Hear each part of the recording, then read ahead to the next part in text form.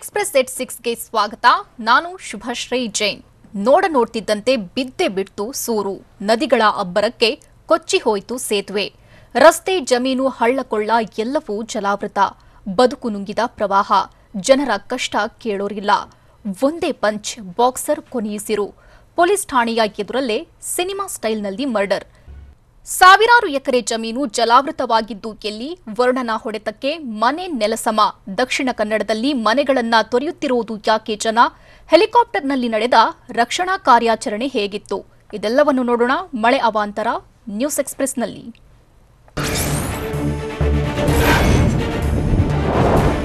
ಮಲೆನಾಡು ಮತ್ತು ಕರಾವಳಿ ಭಾಗದಲ್ಲಿ ನಿರಂತರ ಮಳೆ ಆಗ್ತಿರೋದ್ರಿಂದ ಹಾವೇರಿ ಜಿಲ್ಲೆಯ ವರದಾ, ಕುಮುದ್ವತಿ, ಧರ್ಮ, ತುಂಗಭದ್ರಾ ನದಿಗಳು ಉಕ್ಕಿ ಹರಿಯುತ್ತಿವೆ. ಇದರಿಂದ ನದಿ ಪಾತ್ರದ ಸಾವಿರಾರು ಎಕರೆ ಜಮೀನುಗಳು ಮುಳುಗಡೆಯಾಗಿವೆ. ಕ್ಯಾಬೇಜ್, ಮೆಕ್ಕೆಜೋಳ, ಕಬ್ಬು, ಸೋಯಾಬೀನ್ ಸೇರಿದಂತೆ ಅಪಾರ ಪ್ರಮಾಣದ ತೋಟಗಾರಿಕೆ, ಕೃಷಿ ಬೆಳೆಗಳು ನೀರು ಪಾಲಾಗಿವೆ. ಕಷ್ಟಪಟ್ಟು ಬೆಳೆ ಬೆಳೆದಿದ್ದ ರೈತರು ಕಂಗಾಲಾಗಿದ್ದು ಸೂಕ್ತ ಪರಿಹಾರಕ್ಕಾಗಿ ಆಗ್ರಹಿಸಿದ್ದಾರೆ. ಮತ್ತೊಂದು ಕಡೆ ಹಾವೇರಿ ಜಿಲ್ಲೆಯ ಹಾಲಗಿ ಹಾಗೂ ಇತರೆ 10 ಗ್ರಾಮಗಳ ಬೆಳೆ ನಾಶವಾಗಿದೆ.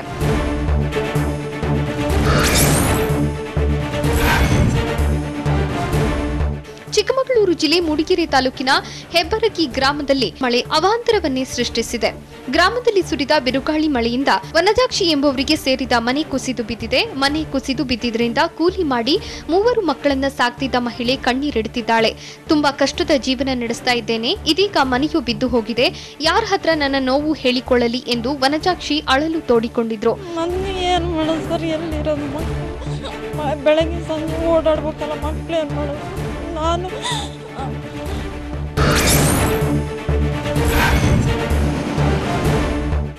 ಬೆಳಗಾವಿ ಜಿಲ್ಲೆಯಲ್ಲಿ ನಿರಂತರ ಸುರಿಯುತ್ತಿರುವ ಮಳೆಯಿಂದ ಅಕ್ಕಪಕ್ಕದ ಜಿಲ್ಲೆಗಳಿಗೂ ಎಫೆಕ್ಟ್ ತಟ್ಟಿದೆ.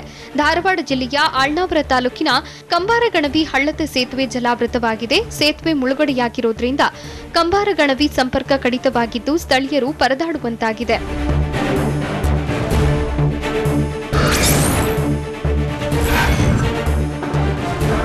ಬಳ್ಳಾರಿ ಜಿಲ್ಲೆಯ ಕಂಪ್ಲಿ ಮತ್ತು ಗಂಗಾವತಿ ಸೇತುವೆ ಮುಳುಗಡೆಯಾಗಿರುವ ಪ್ರದೇಶಗಳಿಗೆ ಸಚಿವ ಶ್ರೀರಾಮುಲು ಭೇಟಿ ನೀಡಿದ್ರು. ನೀರಿನಲ್ಲಿ ನಿಂತುಕೊಂಡೇ ಅಧಿಕಾರಿಗಳಿಗೆ ಮಾಹಿತಿ ಪಡೆದ್ರು. ಜಲಾಶಯದಿಂದ ಅಪಾರ ಪ್ರಮಾಣದ ನೀರು ನದಿಗೆ ಬಿಟ್ಟಿದ್ದಾರೆ.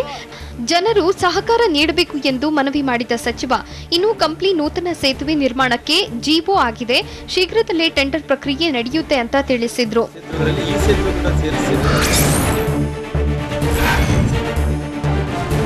ಬಳ್ಳಾರಿ ಜಿಲ್ಲೆಯ ಕಂಪ್ಲಿ ಮತ್ತು ಗಂಗಾವತಿ ಸೇತುವೆ ಮುಳುಗಡೆ ಸ್ಥಳಕ್ಕೆ ಶಾಸಕ ಜೆಎನ್ ಗಣೇಶ್ ಕೂಡ ಭೇಟಿ ನೀಡಿದ್ರು. ಮುಳುಗಡೆಯಾದ ಸೇತುವೆ ವೀಕ್ಷಣೆ ಮಾಡಿ ಸ್ಥಳೀಯರು ಹಾಗೂ ಅಧಿಕಾರಿಗಳಿಂದ ಮಾಹಿತಿ ಪಡೆದ್ರು.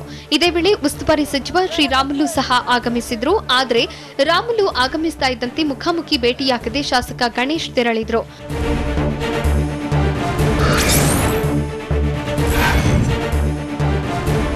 ಮಂಗಳೂರಿನಲ್ಲಿ ಬಿರುಗಾಳಿ ಸಹಿತ ಮಳೆ ಸಂಕಷ್ಟವನ್ನೇ ತಂದೊಡ್ಡಿದೆ. ಕೆಎಸ್ ರಾವ್ ರಸ್ತೆಯಲ್ಲಿನ ಗಣೇಶ್ ಮಹಲ್ ಹೋಟೆಲ್ನ ಪಾರ್ಕಿಂಗ್ ಜಾಗದ ಕಬ್ಬಿಣದ ಚಾವಣಿ ಮುರಿದು ಬಿದ್ದಿದೆ. ಚಾವಣಿ ಕುಸಿದು ಬಿದ್ದಿದ್ರಿಂದ ಕೆಳಗೆ ಸಿಲುಕಿದ್ದ 7ಕ್ಕೂ ಅಧಿಕ ಐಷಾರಾಮಿ ಕಾರುಗಳು ಜಖಮಾಗಿವೆ. ಮಧ್ಯಾಹ್ನದ ಊಟಕ್ಕೆ ಆಗಮಿಸಿದ್ದ ಗ್ರಾಹಕರ ಕಾರುಗಳು ಜಖಮಾಗಿದ್ದು ಅದೃಷ್ಟವಶಾತ್ ಯಾರಿಗೂ ಯಾವುದೇ ರೀತಿಯ ಅಪಾಯವಾಗಿಲ್ಲ.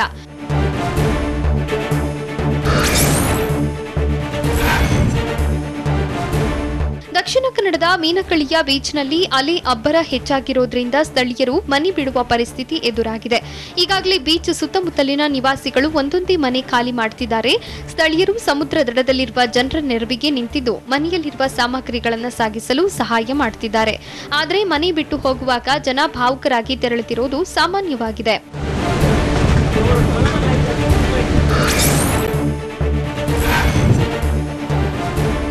ಬೆಳಗಾವಿ ನಗರದಲ್ಲಿ ಧಾರಾಕಾರ ಮಳೆಯಾಗ್ತಾ ಇದೆ. ಹೀಗಾಗಿ ಕೇಶವನಗರದಲ್ಲಿ ತಗ್ಗು ಪ್ರದೇಶದ 10ಕ್ಕೂ ಹೆಚ್ಚು ಮನೆಗಳಿಗೆ ನೀರು ನುಗ್ಗಿದೆ. ಅನ್ನಪೂರ್ಣೇಶ್ವರಿ ನಗರದ ರಸ್ತೆ ಮೇಲೆ ನೀರು ನಿಂತು ವಾಹನ ಸವಾರರು ಪರದಾಟ ಅನುಭವಿಸಿದ್ರು. ವಡಗಾವಿ ಸೇರಿದಂತೆ ಹಲವು ಕಡೆಗಳಲ್ಲಿ ಮನೆಗಳಿಗೆ ನೀರು ನುಗ್ಗಿ ಅವಾಂತರವಾಗಿದೆ. ಏಕಾಏಕಿ ಚರಂಡಿ ನೀರು ಮನೆಗೆ ನುಗ್ಗಿ ಅಗತ್ಯ ಸಾಮಗ್ರಿಗಳೆಲ್ಲವೂ ನೀರು ಪಾಲಾಗಿವೆ. ಸ್ಥಳೀಯ ಅಧಿಕಾರಿಗಳ ವಿರುದ್ಧ ನಿವಾಸಿಗಳು ಆಕ್ರೋಶ ವ್ಯಕ್ತಪಡಿಸಿದ್ದಾರೆ.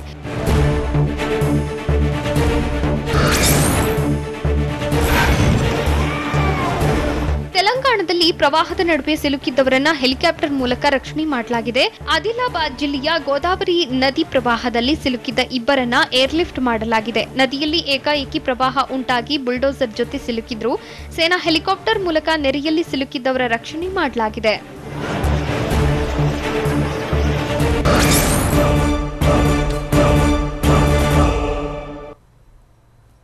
ನೋಡ್ತಿದ್ದಂತೆ ಮನೆ ಕುಸಿದಿದ್ದು ಎಲ್ಲಿ? ಆಂಜನೇಯನಿಗೆ ಜಲದಿಗ್ಬಂಧನ ಹಾಕಲಾಗಿದ್ಯಾ? ಶಾಸಕರ ವಿರುದ್ಧ ಸ್ಥಳೀಯರು ಕಿಡಿಕಾರಿದ್ದು ಯಾಕೆ? ಮಳೆಗೆ ನೆಲಕಚ್ಚಿದ ಮರ ಬಳಿಕ ಆಗಿದ್ದೇನು? ನೋಡೋಣ ರಣಮಳೆ ರಗಳೆ ನ್ಯೂಸ್ ಎಕ್ಸ್‌ಪ್ರೆಸ್‌ನಲ್ಲಿ. ಮಂಗಳೂರಿನ ಬೈಕಂಪಾಡಿ ಮೀನಗಳಿ ಬೀಚ್ನಲ್ಲಿ ಅಲೆಗಳು ರೌದ್ರಾವತಾರ ತಾಳಿವೆ. ಸಮುದ್ರದ ರಕ್ಕಸಾಲೆಗಳ ಹೊಡೆತದಿಂದಾಗಿ ಕಣ್ಣೆದುರಲ್ಲೇ ಸೂರು ಕುಸಿದಿದೆ. ಬದುಕು ಅತಂತ್ರವಾಗಿದ್ದು ರಸ್ತೆಯೂ ಇಲ್ಲ, ಮನೆಯೂ ಇಲ್ಲದೆ ಜನ ಬೀದಿಗೆ ಬಿದ್ದಿದ್ದಾರೆ. ಮತ್ತೊಂದು ಕಡೆ ಮೀನುಗಾರಿಕೆ ರಸ್ತೆಯೇ ಕುಸಿದು ಬಿದ್ದಿದೆ. ಊರಿಗೆ ಅಡ್ಡಲಾಗಿ ಇದ್ದ ರಸ್ತೆ ಸದ್ಯ ಬಿದ್ದು ಹೋಗಿದ್ದು ಈಗ ಅಲೆಗಳು ಸೀದಾ ಮನೆಗಳಿಗೆ ಅಪ್ಪಳಿಸುವ ಆತಂಕ ಎದುರಾಗಿದೆ. ಮತ್ತೊಂದು ಕಡೆ ಮನೆಗಳು ಕೂಡ ಕುಸಿದು ಬಿದ್ದಿದೆ.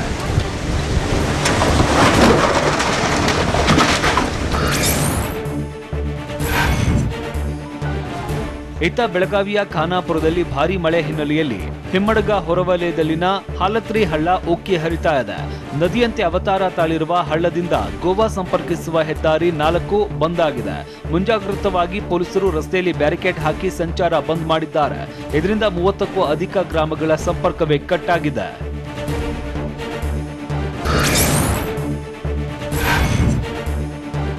ತುಂಗಭದ್ರಾ ಜಲಾಶಯದಿಂದ ಭಾರೀ ನೀರು ಹೊರಬಿಡ್ತಾ ಇರೋದ್ರಿಂದ ಭಾರೀ ಅವಾಂತರಗಳು ಸಂಭವಿಸ್ತಾ ಇವೆ. ಈ ನಡುವೆ ಬಳ್ಳಾರಿಯ ಕಂಪ್ಲಿಯ ಹೊಳೆ ಆಂಜನೇಯನಿಗೆ ಜಲ ದಿಗ್ಬಂಧನ ಹಾಕಿದೆ. ಈಗಾಗಲೇ ದೇವಸ್ಥಾನದ ಆವರಣದ ಒಳಗೆಲ್ಲ ನೀರು ನುಗ್ಗಿದ್ದು ಕೋಟೆ ಪ್ರದೇಶದ ಹಲವು ಮನೆಗಳು ಕೂಡ ಜಲಾವೃತವಾಗಿದೆ.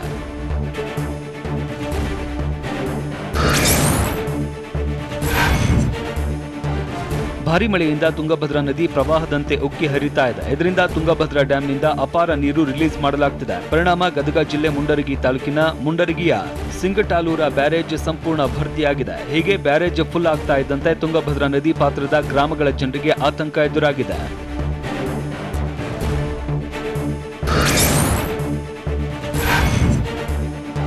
ತುಂಗಭದ್ರಾ ಭರ್ತಿಯಾಗಿರುವುದರಿಂದ ಬರೀ ನದಿ ಪಾತ್ರದ ಜನತೆಗೆ ತೊಂದರೆಯಾಗಿಲ್ಲ. ದಾವಣಗೆರೆ ಜಿಲ್ಲೆಯ ಹೊನ್ನಾಳಿ ಜನತೆಗೂ ಪ್ರವಾಹದ ಭೀತಿ ಶುರುವಾಗಿದೆ. ಬಾಲರಾಜ್ ಘಾಟ್, ಮೇದಾರ ಗಲ್ಲಿಗೆ ನೀರು ನುಗ್ಗುವ ಸಾಧ್ಯತೆ ಇದೆ. ಇನ್ನು ತುಂಗಭದ್ರಾ ಪಟ್ಟಣಕ್ಕೆ ಹೊಂದಿಕೊಂಡಿದ್ದು ಯಾವುದೇ ಕ್ಷಣದಲ್ಲಾದರೂ ಮನೆಗಳಿಗೆ ನೀರು ನುಗ್ಗಲಿದೆ. ಇದರಿಂದ ಸ್ಥಳೀಯರು ಸಂಕಷ್ಟ ಆಲಿಸದ ಶಾಸಕರ ವಿರುದ್ಧ ಆಕ್ರೋಶ ಹೊರಹಾಕ್ತಿದ್ದಾರೆ.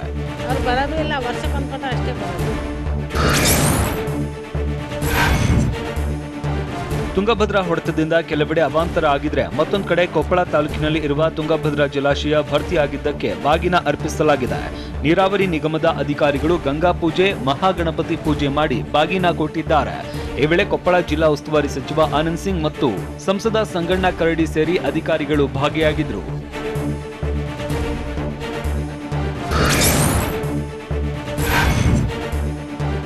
ಈಗಾಗಲೇ ನಲುಗಿ ಹೋಗಿರುವ ಮಡಿಕೇರಿಗೆ ಮತ್ತಷ್ಟು ಕಂಟಕ ಎದುರಾಗಿದೆ. ಯಾಕಂದ್ರೆ ಮಳೆಯಿಂದ ಭೂಮಿ ಕುಸಿತಾ ಇದ್ರೆ ಮತ್ತೊಂದು ಕಡೆ ಭಾರೀ ಮಳೆಗೆ ರಾಜ್ಯ ಹೆದ್ದಾರಿ ಮೇಲೆ ಬೃಹತ್ ಮರ ಉರುಳಿ ಬಿದ್ದಿದೆ. ಮರ ಬಿದ್ದಿದ್ರಿಂದ ಮಡಿಕೇರಿಯ ಸಂಪಿಗೆ ಕಟ್ಟೆ ಬಳಿ 3 ವಿದ್ಯುತ್ ಕಂಬಗಳು ಹೆದ್ದಾರಿಯಲ್ಲಿ ಬಿದ್ದಿವೆ. ಇದರಿಂದ ಮಡಿಕೇರಿ ನಗರದಲ್ಲಿ ಬೆಳಗ್ಗೆಯಿಂದಲೇ ವಿದ್ಯುತ್ ಕಟ್ ಆಗಿದೆ.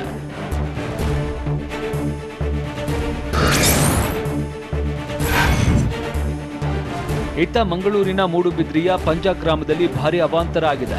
ನಂದಿನಿ ನದಿ ತುಂಬಿ ಹರಿದ ಪರಿಣಾಮ ಭತ್ತದ ಗದ್ದೆಗಳು ಮುಳುಗಡೆಯಾಗಿವೆ. ಇಷ್ಟೇ ಅಲ್ಲ, ಮನೆ ಸೇರೋದಕ್ಕೆ ದೋಣಿಯಲ್ಲೇ ಜನರು ಸಂಚಾರ ಮಾಡಬೇಕಾದ ಪರಿಸ್ಥಿತಿ ಎದುರಾಗಿದೆ. ನಂದಿನಿ ನದಿಗೆ ತಡೆಗೋಡೆ ಇಲ್ಲದಿದ್ದಕ್ಕೆ ಪ್ರವಾಹ ಸೃಷ್ಟಿಯಾಗಿದ್ದು ಸೂಕ್ತ ಪರಿಹಾರ ಕೊಡುವಂತೆ ಜನ ಸರ್ಕಾರಕ್ಕೆ ಮನವಿ ಮಾಡುತ್ತಿದ್ದಾರೆ.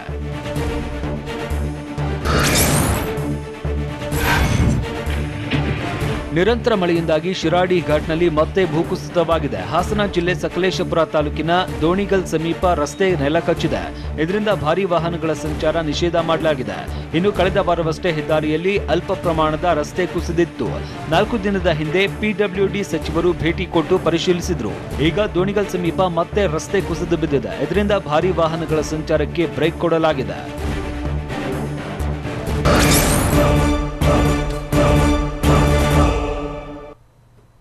ಸಚಿವರಿಗೆ ಕ್ಲಾಸ್ ತೆಗೆದುಕೊಂಡಿದ್ದು ಎಲ್ಲಿ? ಯುವಕನ ಕಪಾಳಕ್ಕೆ ಬಾರಿಸಿದ್ದು ಯಾಕೆ ಅಧಿಕಾರಿ? ಇಡೀ ಗ್ರಾಮಕ್ಕೆ ಆವರಿಸಿದ್ಯಾ ಕತ್ತಲು? ಕೃಷ್ಣಾ ತೀರದಲ್ಲಿ ಪ್ರವಾಹ ಆತಂಕ ಎದುರಾಗಿದ್ದು ಯಾಕೆ? ನೋಡೋಣ ವರುಣಾಘಾತ ನ್ಯೂಸ್ ಎಕ್ಸ್‌ಪ್ರೆಸ್‌ನಲ್ಲಿ.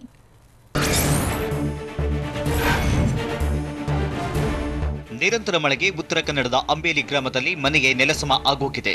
ಮನೆ ಕುಸಿಯುವ ವೇಳೆ ಯಾರೊಬ್ಬರು ಇಲ್ಲದಿದ್ದರಿಂದ ಅದೃಷ್ಟವಶಾತ್ ಯಾವುದೇ ಪ್ರಾಣಾಪಾಯ ಆಗಿಲ್ಲ.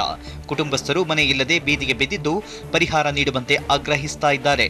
ಘಟನಾ ಸ್ಥಳಕ್ಕೆ ಕಂದಾಯ ನಿರೀಕ್ಷಕರು ಭೇಟಿ ನೀಡಿ ಪರಿಶೀಲನೆ ನಡೆಸಿದ್ದಾರೆ.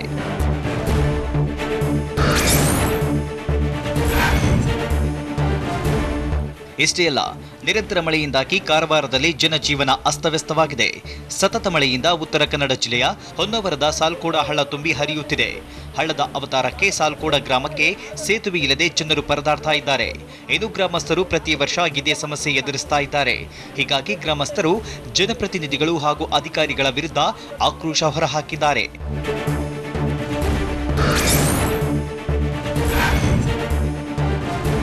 ಕೊಪ್ಪಳ ತಾಲೂಕಿನ ಮುನಿರಾಬಾದ್ ಬಳಿಯ ಕಿರುಸೇತುವೆ ಮೇಲೆ ಹುಚ್ಚಾಟ ಮಾಡಿದ ಯುವಕನಿಗೆ ಅಧಿಕಾರಿ ಕಪಾಳಕ್ಕೆ ಹೊಡೆದಿದ್ದಾರೆ. ಮುನಿರಾಬಾದ್ ಜಲಾಶಯಕ್ಕೆ ಅಪಾರ ಪ್ರಮಾಣದ ನೀರು ಹರಿದು ಬಂದಿದೆ. ಆದರೆ ಜಲಾಶಯದ ಬಳಿ ಯುವಕ ಯುವತಿಯರು ಸೆಲ್ಫಿ ಕ್ಲಿಕ್ಕಿಸಿಕೊಂಡು ಎಂಜಾಯ್ ಮಾಡ್ತಾ ಇದ್ದಾರೆ. ಕ್ರಸ್ಟ್ ಗೇಟ್ ಕೂಗಳತೆ ದೂರದಲ್ಲಿರುವ ಕಿರುಸೇತುವೆ ಮೇಲೆ ಹುಚ್ಚಾಟ ಮಾಡಿದ್ದಾರೆ. ಅಧಿಕಾರಿಗಳು ಗೆಸ್ಟ್ ಎಚ್ಚರಿಕೆ ನೀಡಿದ್ರು, ಮುಳ್ಳಿನ ಬೇಲಿ ಹಾಕಿದ್ರು ಕೂಡ ಯುವಕ ಯುವತಿಯರು ಮಾತ್ರ ಮಾತು ಕೇಳಲಿಲ್ಲ. ಇದರಿಂದ ರುಚಿಗೆದ್ದ ಅಧಿಕಾರಿ ಶಿವಶಂಕರ್ ಯುವಕನಿಗೆ ಕಪಾಳ ಮೋಕ್ಷ ಮಾಡಿದ್ದಾರೆ. ಅಧಿಕಾರಿ ರುಚಿಗೆಳ್ತಾ ಇದ್ದಂತೆ ಯುವಕ ಯುವತಿಯರು ಕಾಲ್ಕಿತ್ತಿದ್ದಾರೆ.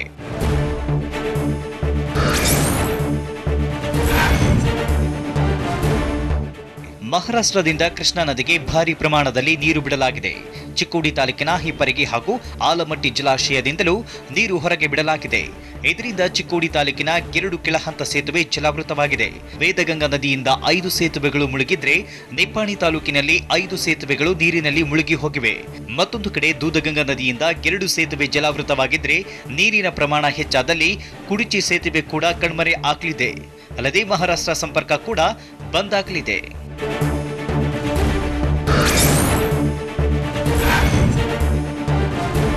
ಶಿವಮೊಗ್ಗದ ಶೇಷಾದ್ರಿಪುರಂ ಬಡಾವಣೆಯಲ್ಲಿ ನೆರೆ ಹಾನಿ ವೀಕ್ಷಣೆಗೆ ಆಗಮಿಸಿದ ಜಿಲ್ಲಾ ಉಸ್ತುವಾರಿ ಸಚಿವ ಕೆಸಿ ನಾರಾಯಣಗೌಡಗೆ ನಿವಾಸಿಗಳು ಕ್ಲಾಸ್ ತೆಗೆದುಕೊಂಡಿದ್ದಾರೆ. ಕಾಟಾಚಾರಕ್ಕೆ ಬಂದು ಭೇಟಿ ನೀಡಿ ಹೋಗ್ತೀರಿ, ಮಳೆ ನೀರು ಮನೆಗಳಿಗೆ ನುಗ್ಗಿ ವಸ್ತುಗಳೆಲ್ಲ ಜಲಾವೃತ ಆಗ್ತಾ ಇವೆ, ಕುಡಿಯುವ ನೀರು ಕಲುಷಿತಗೊಂಡು ಕೊಳಚೆ ನೀರು ಬರ್ತಾ ಇದೆ, ಅಧಿಕಾರಿಗಳು ನಮ್ಮ ಸಮಸ್ಯೆಗೆ ಸ್ಪಂದಿಸ್ತಾ ಇಲ್ಲ ಅಂತ ಸ್ಥಳೀಯರು ಸಚಿವರಿಗೆ ಕ್ಲಾಸ್ ತೆಗೆದುಕೊಂಡಿದ್ದಾರೆ.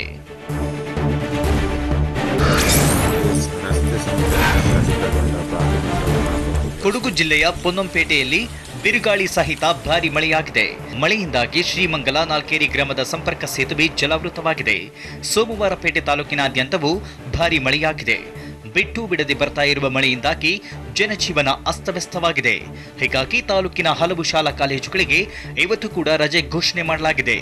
ಸೋಮವಾರಪೇಟೆಯ ಚೆನ್ನಮ್ಮ ಪದವಿ ಪೂರ್ವ ಕಾಲೇಜ್, ಸಂತ ಜೋಸೆಫ್ ಪ್ರಾಥಮಿಕ ಮತ್ತು ಪ್ರೌಢ ಪದವಿ ಕಾಲೇಜ್, ಗರಂಗದೂರಿನ ಸೂರ್ಲಬಿ ಗ್ರಾಮದ ಪ್ರಾಥಮಿಕ ಪ್ರೌಢಶಾಲೆಗಳಿಗೆ ರಜೆ ಘೋಷಣೆ ಮಾಡಲಾಗಿದೆ.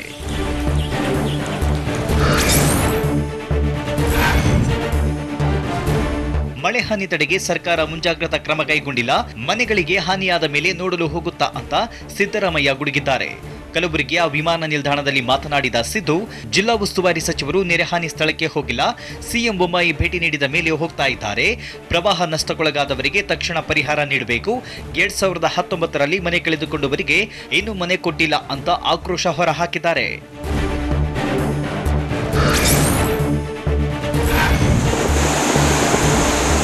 ಕೊಪ್ಪಳ ಜಿಲ್ಲೆ ಗಂಗಾವತಿ ತಾಲೂಕಿನ ತುಂಗಭದ್ರಾ ಜಲಾಶಯದಿಂದ ಅಪಾರ ಪ್ರಮಾಣದ ನೀರು ರಿಲೀಸ್ ಮಾಡಲಾಗಿದೆ. 1 ಲಕ್ಷಕ್ಕೂ ಅಧಿಕ ಕ್ಯೂಸೆಕ್ ನೀರು ಹೊರಬಿಟ್ಟಿದ್ದಾರೆ. ಇದರಿಂದ ಗಂಗಾವತಿ ತಾಲೂಕಿನ ಚಿಕ್ಕಜಂತಕಲ್ ಬಳಿಯ ಸೇತುವೆ ಮುಳುಗಡೆಯಾಗಿದೆ. ಗಂಗಾವತಿ ಮತ್ತು ಕಂಪ್ಲಿಗೆ ಸಂಪರ್ಕ ಕಲ್ಪಿಸುವ ಸೇತುವೆ ಇದಾಗಿದ್ದು ವಾಹನ ಸಂಚಾರ ಸಂಪೂರ್ಣ ಬಂದ್ ಆಗಿದೆ.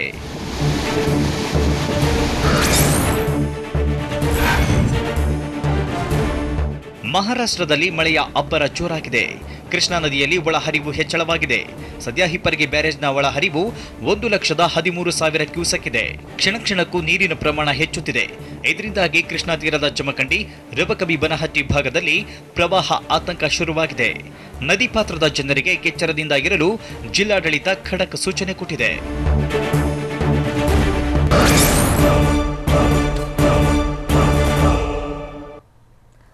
ಒಂದೇ ಪಂಚ್ಗೆ ಬಾಕ್ಸರ್ ಸಾವು ಸ್ಪರ್ಧೆ ಆಯೋಜಕರಿಂದಲೇ ನಡೆಯಿತ ಘನಘೋರ ಮಸೀದಿ ಪ್ರೆಸಿಡೆಂಟ್ ಹುದ್ದೆಗಾಗಿ ನಡೆದಿದ್ದ ಕಾರ್ಪೊರೇಟರ್ ಪತಿ ಮರ್ಡರ್ ಬೆಂಗಳೂರಿನಲ್ಲಿ ಬೃಹತ್ ರ್ಯಾಲಿಗೆ ಪ್ಲಾನ್ ಆಗಿದ್ಯಾ ನೋಡೋಣ Bengaluru news ಎಕ್ಸ್‌ಪ್ರೆಸ್‌ನಲ್ಲಿ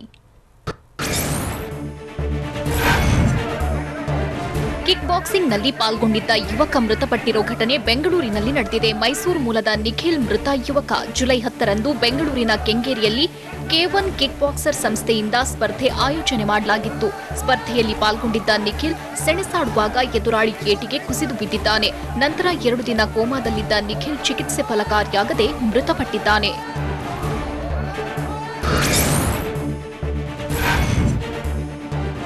kick boxer Nikhil ಸಾವಿಗೆ ಮತ್ತೊಂದು ಟ್ವಿಸ್ಟ್ ಸಿಕ್ಕಿದೆ. ಆಯೋಜಕರ ಎಡವಟ್ಟಿನಿಂದಲೇ ನಿಖಿಲ್ ಮೃತಪಟ್ಟಿದ್ದಾನೆ.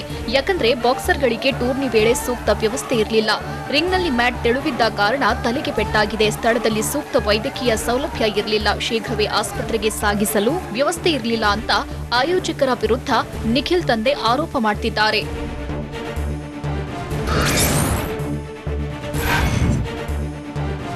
ಇನ್ನು ಬಾಕ್ಸರ್ ನಿಖಿಲ್ ಸಾವು ಅತ್ಯಂತ ದುಃಖಕರ ಸಂಗತಿಯಾಗಿದೆ. ಆಂಬ್ಯುಲೆನ್ಸ್ ಸೇರಿದಂತೆ ಸೂಕ್ತ ಸೌಲಭ್ಯ ಇರಲಿಲ್ಲ. ಆಯೋಜಕರು ಬೇಜವಾಬ್ದಾರಿತನ ತೋರಿದ್ದಾರೆ ಅಂತ ಮೈಸೂರಿನಲ್ಲಿ ನಿಖಿಲ್ ಕೋಚ್ ಆಕ್ರೋಶ ಹೊರಹಾಕಿದ್ದಾರೆ. ಇಷ್ಟೇ ಅಲ್ಲ, ಎಲ್ಲವೂ ಸರಿ ಇದ್ದಿದ್ರೆ ನಿಖಿಲ್ ಬದುಕ್ತಿದ್ದ, ನಿಖಿಲ್ ಪ್ರತಿಭಾವಂತನಾಗಿದ್ದ ಅಂತ ಕೋಚ್ ವಿಕ್ರಮ್ ಕಿಡಿಕಾರಿದ್ದಾರೆ.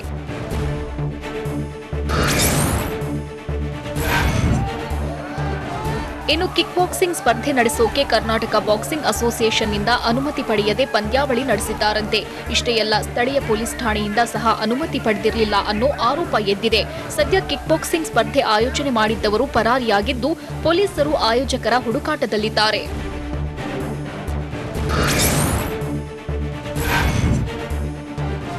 ಇತ್ತ ಬೆಂಗಳೂರಿನ ಚಾಮರಾಜಪೇಟೆ ಈದ್ಗಾ ಮೈದಾನ ವಿವಾದ ವಿಚಾರಕ್ಕೆ ಸಂಬಂಧಿಸಿದಂತೆ ಬಂದ್ ಬಳಿಕ ಮತ್ತೊಂದು ಹೋರಾಟಕ್ಕೆ ವೇದಿಕೆ ರೆಡಿಯಾಗ್ತಿದೆ. ನಾಗರಿಕ ಒಕ್ಕೂಟ ಬೃಹತ್ ಬೈಕ್ ರ್ಯಾಲಿ ನಿರ್ಧಾರ ಮಾಡಿದೆ. ಮೈದಾನ ಆಟದ ಮೈದಾನವಾಗಿ ಉಳಿಯಬೇಕು ಅಂತ ನಾಳೆ ಚಾಮರಾಜಪೇಟೆಯ ಪ್ರಮುಖ ರಸ್ತೆಗಳಲ್ಲಿ ಬೈಕ್ ರ್ಯಾಲಿ ಮಾಡಲಿದೆ. ರ್ಯಾಲಿಗೆ ಹಿಂದೂಪರ ಸಂಘಟನೆಗಳು, ಕನ್ನಡ ಪರ ಸಂಘಟನೆಗಳು ಸಾಥ್ ಕೊಟ್ಟಿವೆ. ಇಷ್ಟೇ ಅಲ್ಲ, ರ್ಯಾಲಿ ಬಳಿಕ ಬಿಬಿಎಂಪಿ ಆಯುಕ್ತರಿಗೆ ಘೇರಾವ್ ಹಾಕಲು ಒಕ್ಕೂಟ ನಿರ್ಧರಿಸಿದೆ.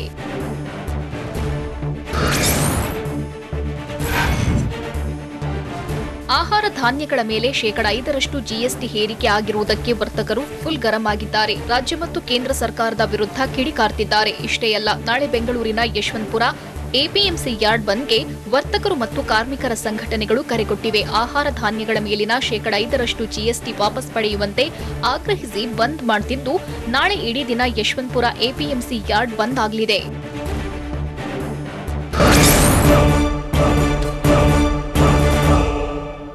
ಮೂವರು ಭಾರತೀಯರು ಸಮುದ್ರ ಪಾಲು. ಶಿವಮೊಗ್ಗದಲ್ಲಿ ಸಿನಿಮಾ ಸ್ಟೈಲ್ನಲ್ಲಿ ರೌಡಿ ಶೀಟರ್ ಮರ್ಡರ್. ಕಪಿಲಾ ನದಿಯಲ್ಲಿ ಯುವಕ ನಾಪತ್ತೆ ಪ್ರಕರಣಕ್ಕೆ ಟ್ವಿಸ್ಟ್. ಡೈರಿಯಲ್ಲಿ ಕರ್ಮಕಾಂಡ ಪ್ರಶ್ನೆ ಮಾಡಿದ್ದೇ ತಪ್ಪಾ? ನೋಡೋಣ ಸಮಗ್ರ ನ್ಯೂಸ್ ಎಕ್ಸ್‌ಪ್ರೆಸ್‌ನಲ್ಲಿ.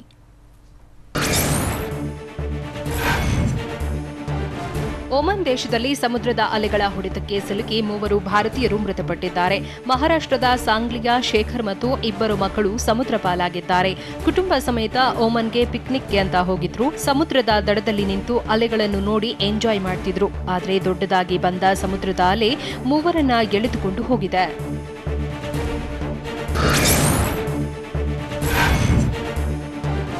ಬೆಂಗಳೂರು ಗ್ರಾಮಾಂತರ ಜಿಲ್ಲೆಯ ದೇವನಹಳ್ಳಿ ತಾಲೂಕಿನ ಮಲ್ಲೇನಹಳ್ಳಿಯಲ್ಲಿ ರೇಷ್ಮೆ ಇಲಾಖೆಯ ಹಳೆ ಕಟ್ಟಡ ಧ್ವಂಸವಾಗಿದೆ. ಅದು ಕೂಡ ಮಲ್ಲೇನಹಳ್ಳಿ ಗ್ರಾಮದ ರೌಡಿ ಶೀಟರ್ ಜಮೀನು ತಮ್ಮದು ಅಂತ ಕಟ್ಟಡ ಕೆಡವಿದ್ದಾನೆ ಅನ್ನೋ ಆರೋಪ ಕೇಳಿಬಂದಿದೆ. ಸದ್ಯ ಚನ್ನರಾಯಪಟ್ಟಣ ಪೊಲೀಸ್ ಠಾಣೆಯಲ್ಲಿ ಪ್ರಕರಣ ದಾಖಲಾಗಿದ್ದು, ಪೊಲೀಸರು ರೌಡಿ ಶೀಟರ್ನನ್ನು ವಶಕ್ಕೆ ಪಡೆದು ವಿಚಾರಣೆ ನಡೆಸಿದ್ದಾರೆ. ಇದು ಈವರೆಗಿನ ಪ್ರಮುಖ ಸುದ್ದಿ. ನಿರಂತರ ಸುದ್ದಿಗಾಗಿ ನೋಡ್ತಾ ಇರಿ TV9.